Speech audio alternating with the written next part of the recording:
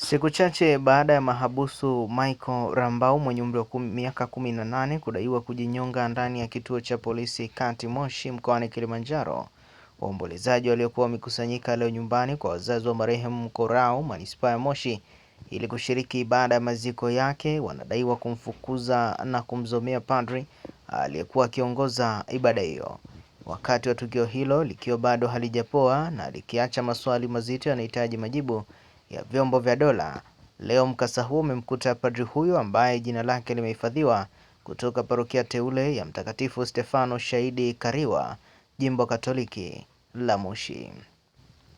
Padri huyo alilazimika kuondoka msibani hapo kutokana na vurugu na shinikizo hilo la waombolezaji.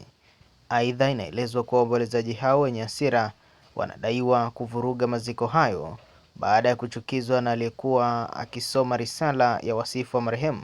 kutotaja chanzo cha kifo cha marehemu Michael Rambau.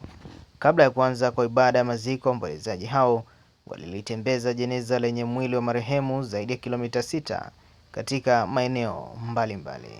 Inaelezwa kuwa waombolezaji hao ambao wengi ni vijana, pia kwa hasira walimwaga vyakula vilivyokuwa